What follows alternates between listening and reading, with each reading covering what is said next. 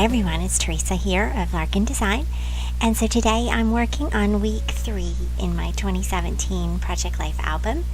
I have created this layout digitally using Photoshop CC, and I worked with a template from Sahlin Studio. It's the February template that Sahlin Studio does a template every month, and they are for free. There's some challenges that they do that you can participate in, and I will be sure and link below to that.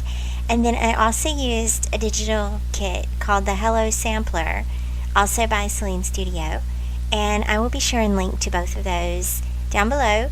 And if you didn't get a chance, I did share a tutorial video just the other day about working with this template, and the tutorial got a little long, so I broke it up into 2 parts, and have just shared the first part at this point, which is taking a 12 by 12 template and making it so that you can use it in a 12 by 24 format. And so hopefully you've had a chance to watch that. Next week I will share with you my process for bringing in photos and digital elements and papers and journaling cards and how I do all that. I thought that might be a little bit too much to share all at once, just because it does get a little bit long when you're trying to explain the steps that you're doing, and it's a lot to take in all at once. So once I have my layout created in Photoshop, then I print it at home on my Canon Pixma IX6820. I print on 13 by 19 Staples brand matte photo paper, and then this is my process for embellishing on top of the printed layout. So the products that I'm using today are Maggie Holmes' brand new Chasing Dreams collection. And you guys, I just can't say enough amazing things about this beautiful collection, and how these products never fail to disappoint. And so right now I wanted to use these template alphabets for the week number card. And so I'm going to just give you a hilarious disclaimer. I don't know how it is that I do this. I've done this several times. I always write down the week number and the dates that I'm working with. I always write them down, and I always put them in the corner of my worktop so that I have them right there. And I don't know why I had week 52 on my mind, and so that's absolutely what I put on this date card, and I left it there the whole video. And it wasn't until I went to photograph this layout that I absolutely realized, oh my god, I totally put the wrong week number. It is week 3, and I guess it's wishful thinking, I don't know. I know I just did week 52 in my 2016 album last week or something, and so I guess that's still on my brain. I don't know. This is what starts to happen actually when you're working in 3 Project Life albums at once. And I am of course working on 2017 because I want to remain current in the current year. I want to remain somewhat up to date, right? I'm not going to hold off starting 2017 while some others are still unfinished. So I am going to go back and forth, and so this has long been my way of staying current and also catching up at the same time. I typically I try to devote 1 day a week to each project, and then I'll have 4 or 5 projects that I'm focusing on at any given time. I admit that, of course, in the month of December, I got off of that schedule so that I could work on December daily. And then in January and February, I've had a bit of a challenge to jump back into that schedule Some of it is just from design team commitments, and also trying to get things going at a Scrap Explosion, and doing work there. So I'm having to shift some things around. That means my publishing schedule has also been a little bit erratic too, and so I acknowledge that. And there are only so many hours in the day, and so what I'm trying to do right now is just rotate what project I'm working on. So obviously today I'm working on week 3 in 2017, and the next time I sit down to scrap, it'll probably be something from 2014 or 2016, and just rotate around so that I feel like I'm still getting some things accomplished, and not leaving anything behind. I'm still committed to finishing 2016, and I'm still committed to finishing the 2014 album. And obviously I want to keep going in 2017. I'm having a ton of fun working with digital templates and working in Photoshop. I know that the Photoshop tutorials aren't as exciting to watch, right? But hopefully they're informative, and hopefully you're able to pick up some tips for yourself to help you in your process.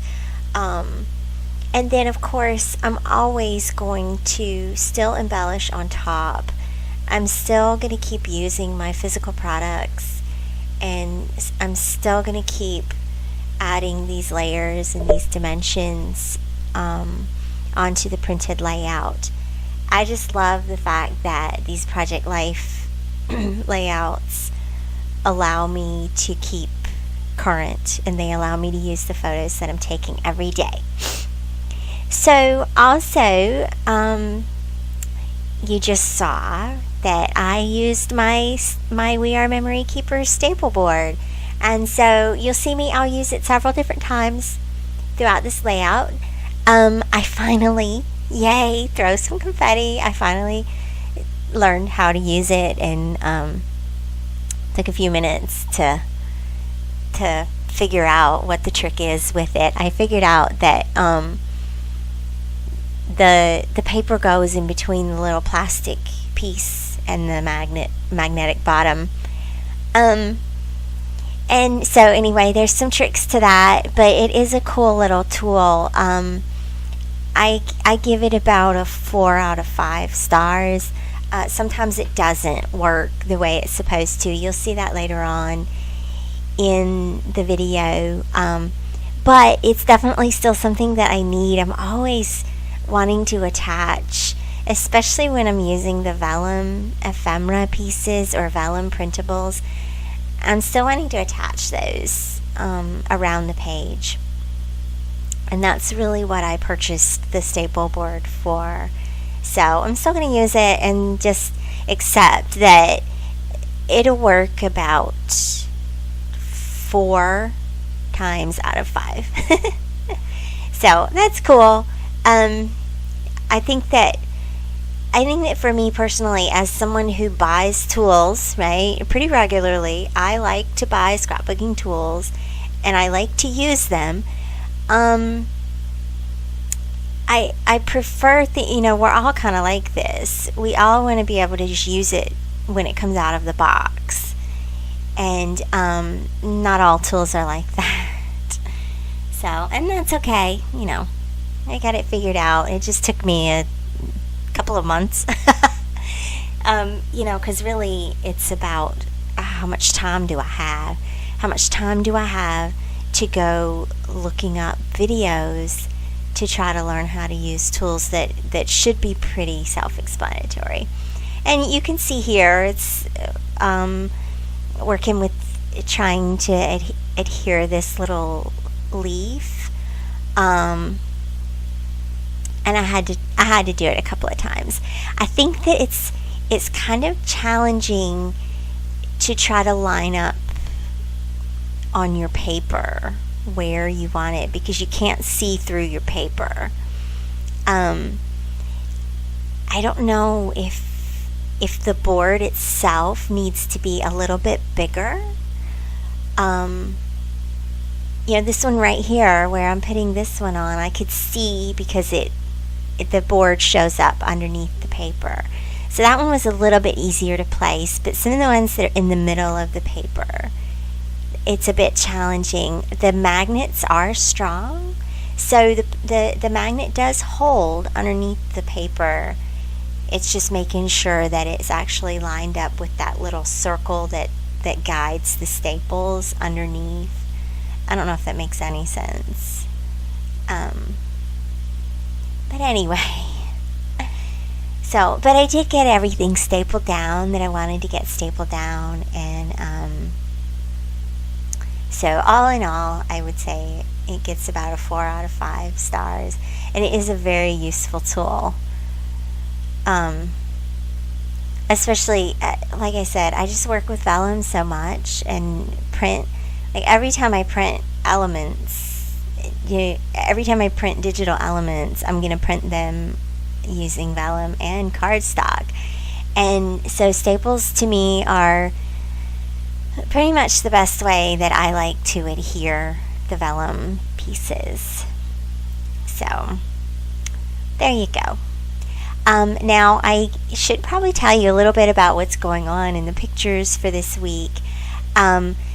This is a fun week. There were a lot of photos and a lot of things happening just around. Our daughter Emberlyn had her 12th birthday, so that was fun. I devoted the right-hand side of the layout to her birthday. So those are all the photos from our celebration here, and that was fun. And this Hello sampler kit was very bright and happy for a birthday layout. It's perfect, and of course with the perfect pinks for a girl, and